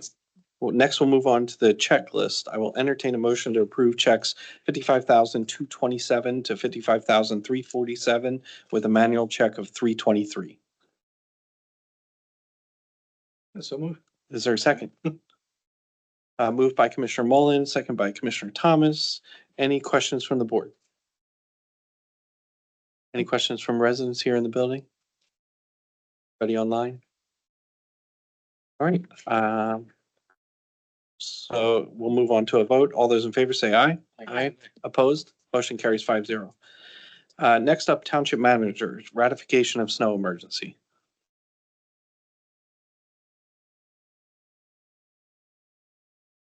Good evening, Commissioners. Thank you. Yes, as you're well aware, during this past winter storm, the totals and threat of ice, along with many other municipalities in the county of Chester, declared a snow emergency. This is to formally ratify that emergency. Okay, I'll entertain a motion to ratify the snow emergency. second. Moved by Commissioner Evans, second by Commissioner Kennedy. Any questions? Seeing none, any resident questions? Seeing none, all those in favor say aye. Aye. Opposed? Motion carries 5-0. Next up, Keep America Beautiful roadside cleanup request. Yes, thank you. This is a request, essentially it's a Adopt a Highway program. It's the Meadows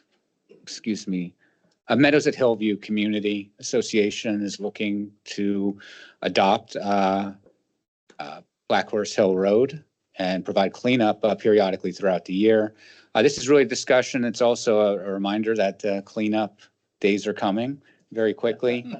I know we have a program with the county commissioners coming in to Callan Township to help clean up some of our roads. And we'll be sharing information on that shortly.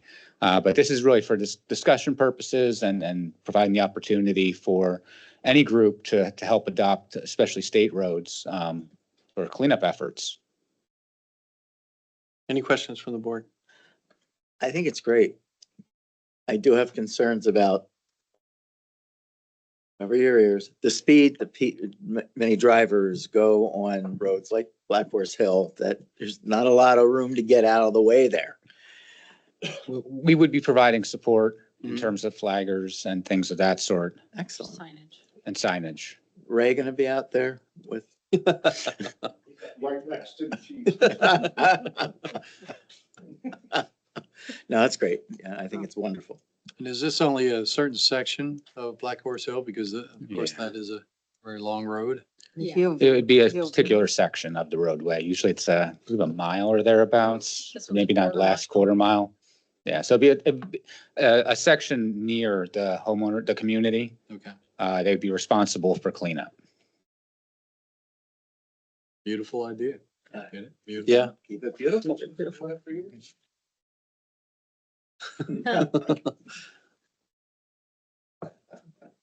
All right, any other questions? We don't need any action on this, right? No Okay. action, no. All right. Next, we will move on to signal service contract. Yes, this is the annual contract with Signal Service. They're responsible for our traffic lights and the upkeep and maintenance. It should be noted in the contract that the cost is the same as last year, $7,500. And we just have them on contract in order to go out when need be and fix any problems or inspect things of that sort. We reviewed this last meeting, so is there any questions? There was no increase? Not from Compared to 2025. last year, right? Yeah. Someone's phone. So we will entertain a motion to approve a signal service contract for the township for 2026 to 2027 with traffic signal for traffic signal maintenance. So move. Second, Second. moved by Commissioner Kennedy, second by Commissioner Mullen. Any further questions or comments? Seeing none, all those in favor, say aye. Aye. Opposed? Excuse me, whoever's phone is going off, can you please take your phone in the other room and get it to stop? All right. We'll move on next to 2305 Kings Highway Trash Collection Agreement. Thank you, Commissioners. This was discussed at the workshop meeting. This is a unique situation. There's a property that has been abandoned for many years. There was uninhabited for at least 15, 20 years. Fell into complete disrepair. As mentioned, there was a tree growing out of the living room at one point. Yes. A couple had purchased the property with the intention of restoring that structure. They purchased it as a basically abandoned, vacant land. Upon being aware of historic structures, they knew this was an old, there's some photos for your awareness of when they purchased it, what the property looked like. They know it dates back to at least the 1780s, 1790s. However, when they took out some of the existing interior walls, they discovered the log cabin that was the original log cabin in the interior that is still standing. And they had a historian come out to look at the type of construction, and they now think it dates back even further than that, Oh, yeah. to 1730s, 1720s. They are planning on investing a significant amount of resources into rehabbing this historic resource. Township ordinance requires anyone that owns property in the township falls under the trash service. And they were receiving a trash bill for township service. They were not taking advantage of that service. They have a dumpster for the large scale removal of items on site.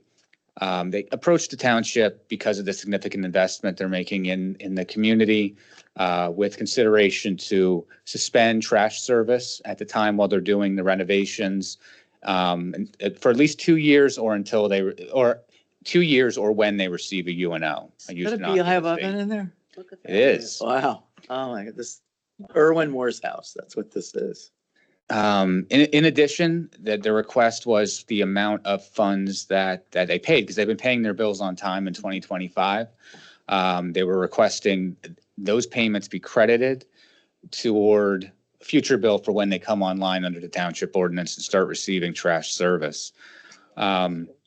We worked on putting together an agreement because this is not something, it's a very unique situation with an historic resource being reconstructed and rebuilt. to this degree. Put together an agreement that specifies the terms that were requested. Also has provisions so that if they are, end up putting trash out on the curb that is picked up, it nullifies the agreement, of course, at that point. So this is for board consideration and any questions you may have regarding the property on Kings Highway and the request for the suspension of service for a period of time. Questions from board members? Any questions from residents here in the building? Any questions online? All right, we did talk about this at the last meeting, so I will entertain a motion to enter an agreement with the owners of 2305 Kings Highway to suspend their trash service and billing to the property due to the uninhabitable conditions of the house, subject to the terms and conditions of the agreement. So moved. Second. Moved by Commissioner Evans, second by Commissioner Kennedy. Any further questions? Seeing none, all those in favor say aye. Aye. Opposed? Motion carries 5-0. Next up, Fire Department 2003 New Lexington Rescue Engine. Thank you, Commissioners, and I'll, of course, defer to Director Stackhouse for any specifics, but this is the requesting approval to sell the 2003 engine that has been taken out of service. Really, I'm not sure if you have any idea what the cost would be expecting. I'm not sure what the going cost for scrap is, but that's about where we're at. Unfortunately, with the age of the rescue, it's, we're not anticipating much. We still have to kind of figure out what we're going to put as the reserve to sell it. When you look on Municipal, when there are fire trucks on there, it's all over the board. But I don't anticipate, more than, $25,000 if we're lucky. That's the downside to keeping a truck to the end of its useful period. As we've discussed before, a replacement plan is so important to get rid of the truck to get that resale value and assure reliability. But this, so at least whatever we get from this, we can make sure, we add that to the funds for the replacement program. Any other questions on this? Seeing none, I'll entertain a motion to authorize the fire department to proceed with the sale of the 2003 New Lexington Rescue Engine. So moved. Moved by Commissioner Evans, second by Commissioner Thomas. Any further questions or comments? Seeing none, all in favor, say aye. Aye. Opposed? Motion carries 5-0. Thank you. Next up, we have a couple resignations. I will entertain a motion to accept Brett Kluken's resignation from the Parks and Recreation Board effective January 18th, 2026. Okay, just state that he's Moved on. Yeah, to the he's Planning moved on to Commission. the planning commission. He didn't say I'm out of here. So moved. Is there a second? Second. Moved by Commissioner Evans, second by Commissioner Kennedy. All those in favor of accepting the resignation, say aye. Aye. Opposed? Motion carries 5-0. Next, we have resignation of EAC member Joellen McBride, effective January 13th, 2026. She's coming back, right? Maybe when her kids are older. She's still gonna help out on cleanup day, right? Okay. Then I'm fine. Okay. Is there a motion to accept the resignation? So moved. Second, Second. moved by Commissioner Thomas, second by Commissioner Kennedy.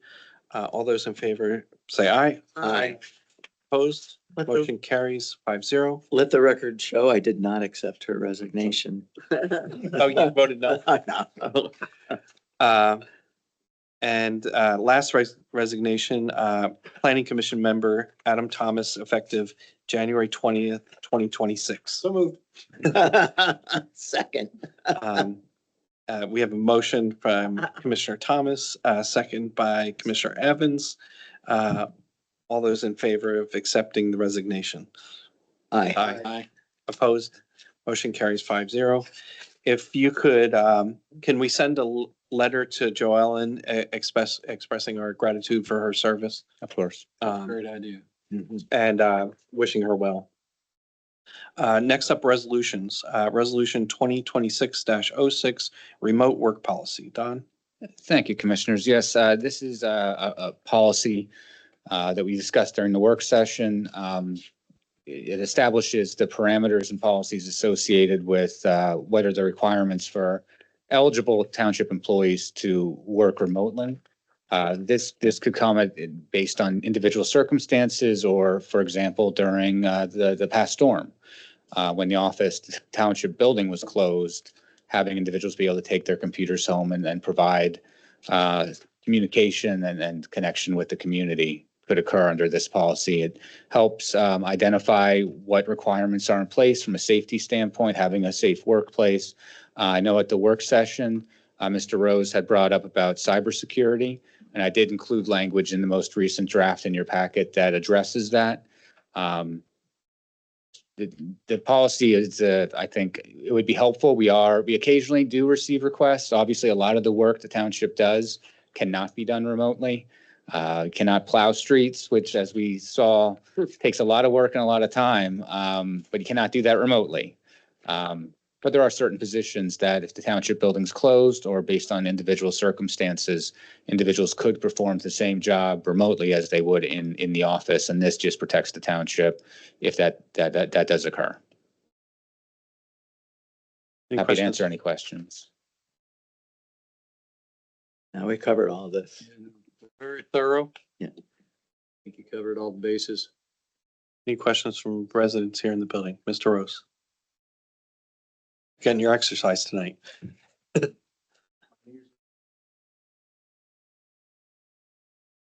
thanks for taking my comment. Just a couple of follow-up questions. Does the policy account for only township-owned devices be brought home for policy, or can they use their own? The system we have with the cloud-based services allows for township employees to access email from personal devices, so it does have a provision in there that they can do aspects of work remotely. It does prioritize township equipment if it's in a safe condition, of course.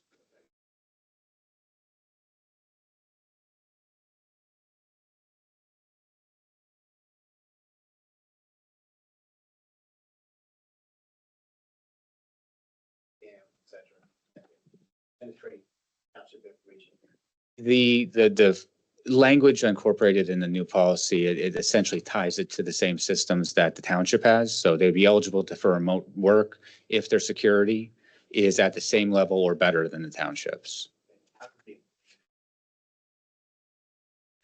Verifying that is not something we would be taking on, of course. This would be, just like anyone can click any link, even if there is protection, but it does provide from, quite frankly, an insurance standpoint, some coverage. It only takes one click, Mm-hmm. right? 10,000 clicks in a week, one click. Yeah. Create. That's for. And that can happen here just as much as remote work. Yeah. I know. And as professional in the industry, furthermore, very specific security policies around. I would advise the board to able to that you look at. Again, I'm happy to policy and provide solid recommendation based on my profession.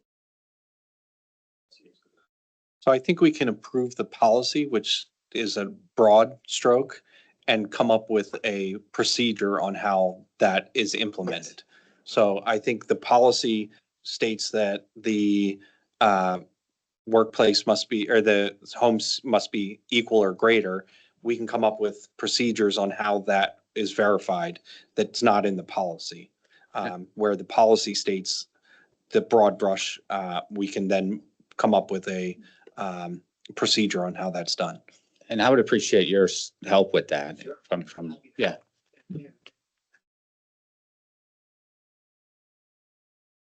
Office users don't know what their security is when they do their job remotely.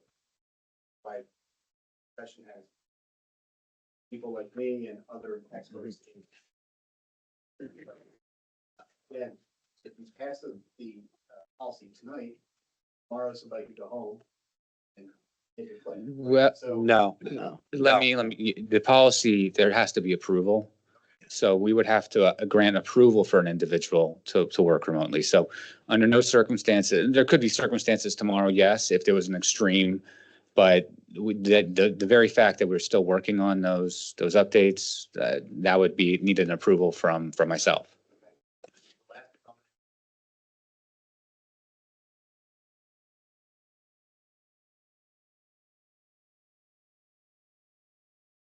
that can go through social media, vote, what to click on, how to look at, how to suspect malware or phishing emails.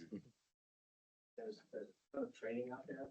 I would also, since we're implementing this policy, might be good to put staff through a 30-minute training once a year on cybersecurity awareness. We are, for the updated IT, we are updating our security internally in the township. And included with that is training. And also they will be sending out test emails, including to anyone with an email address. And if you click on one of those links, you'll have to sit through additional classes. Commissioners included. That sounds good. I'll send over the draft policy just for your comments as well. Okay. Thanks. Any other questions from residents here in the building? Anybody online? Okay, so I will entertain a motion to approve resolution 2026-06, adopting guidelines and procedures for remote work. So option. moved. Second, Second. moved by Commissioner Evans, second by Commissioner Mullen. Any other questions or comments from the board? Seeing none, all those in favor say aye. Aye. Opposed? Motion carries 5-0.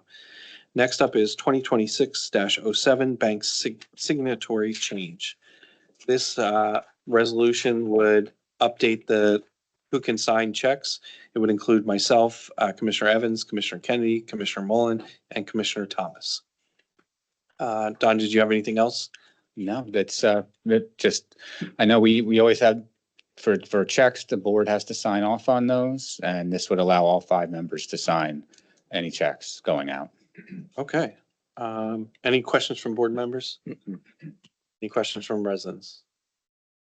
Seeing none, I will entertain a motion to approve resolution 2006-07 to designate depositories for township funds. So moved. I will make that motion. Oh. And second, Commissioner Evans? Yeah. Okay, moved by Commissioner Mullen, second by Commissioner Evans. All those in favor say aye. Aye. Opposed? Motion carries 5-0. Next up is 2026-08 emergency response territories. And this would just designate who is protecting us for police, fire, and EMS, correct? Changes. Excellent. Okay. Any questions from board members? Any questions from the public here in the building? Any questions online? Seeing none, I'll entertain a motion to approve resolution 2026-08 designating Cowan Township's 2026 emergency service provider. So moved. Moved by Commissioner Evans, second by Commissioner Kennedy.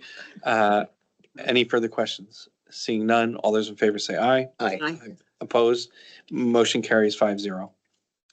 Resolution 2026-09 PennDOT MTF grant. Yes, thank you, Commissioners. This is a little bit of exciting news and also an update. In 2025, we applied for a DCED Multimodal Transportation Fund grant for the replacement of the Cowan Meeting House Bridge.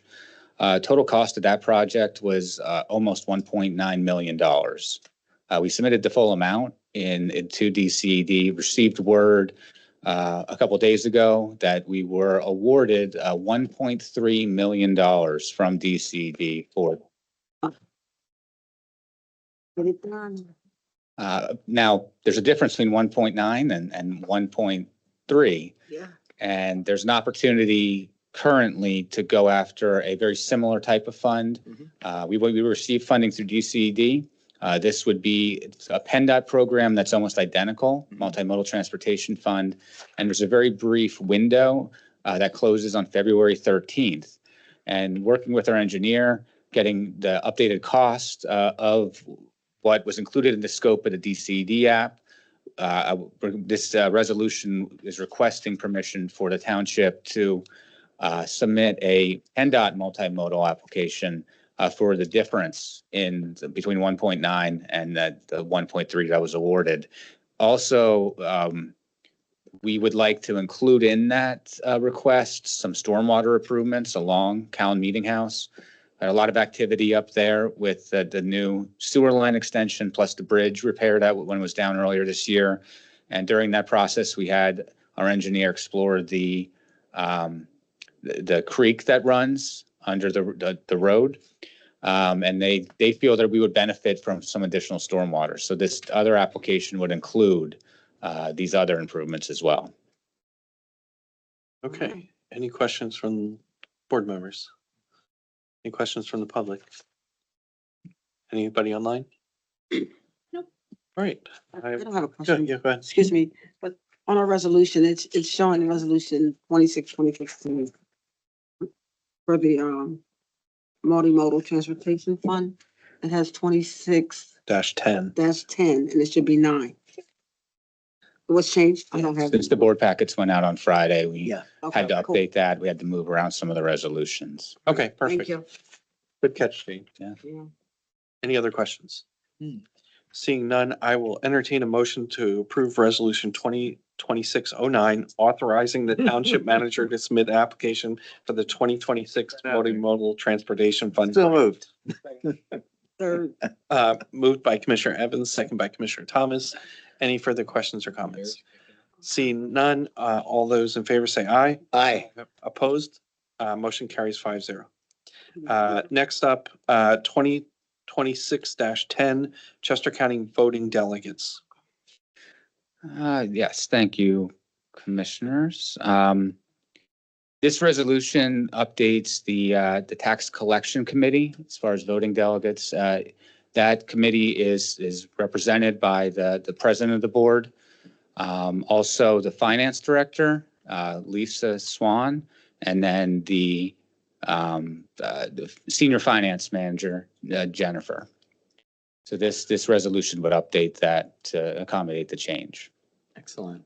Any questions or comments? Seeing none, I will entertain a motion to approve resolution 2026-10, appointing tax collection committee representatives. Is that how you do it? So moved. Second, Yeah. moved by Commissioner Mullen, second by Commissioner Evans. Any other questions? All those in favor say aye. Aye. Opposed, motion carries 5-0. On to the minutes. I will entertain a motion to approve the December 11th, 2025 Board of Commissioner minutes. Your motion. So moved. Second, Second. moved by Commissioner Evans, second by Commissioner Kennedy. Are there any comments on that or corrections? Since I was not on the board. Okay, so we will have one abstention. Mhm. Anybody else have anything?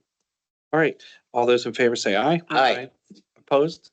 So it's 4-0 with one abstention. Next is I will entertain a motion to approve the January 8th, 2026 Board of Commissioner meeting. I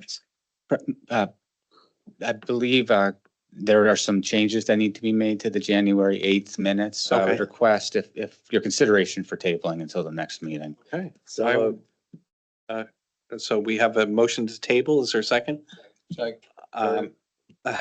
Moved, motion to table, moved by Commissioner Evans, second by Commissioner Thomas.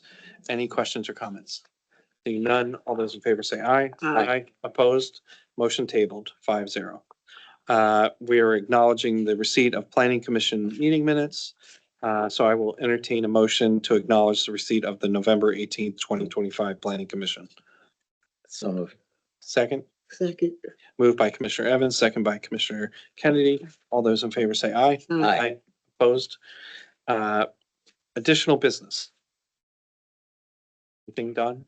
No, just thank you for, I know all the directors went through their reports tonight, and I just want to say thank you to the board and to all the staff here for a fantastic 2025. It was a lot of achievements were made during that year, and that's only possible from the leadership of the board and the dedication of all staff throughout the township and a great community. So thank you. Thank you. I have a question. In 2025, did we receive any grants? We received some grant funds, yes. Is there a numerical total you can put to that? Yes, give me 1 second. In 2025, as far as grants applied for and received, the total was $2,974,763. Don Biementhal. Thank you. Everyone participated in putting those together and supporting it, and it would not have been possible. And obviously, getting that money means there's a lot of work to be done. Yes. Yes. All right. Anything else, Don? No. All right. Move on to public comment. Is there any public comment? Mr. Rose. You've been up 5 times now, Vince. 3 strikes. Couple things. Find out fire tax versus- Has it gone up? What does the trend look like in terms of- So Patrick, could you provide that to us? Yeah. Yeah, so through choice marketing, we could do the fund drive. Obviously, we've continued to do the fund drive, being cognizant though, we're not trying to burden the residents. We have not seen a downtick in our fund drive versus the uptick in the fire tax, but we can get exact numbers. Yeah, that'd be good. Yeah.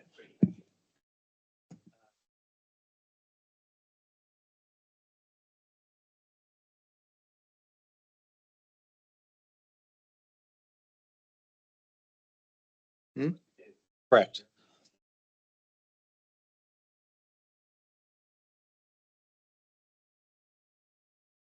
There's a lot of good information in there that, I think residents would be happy to read.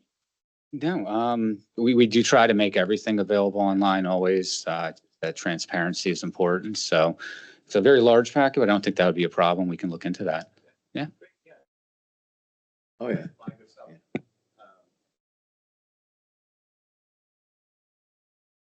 Steve, it was great to see, full staff. I was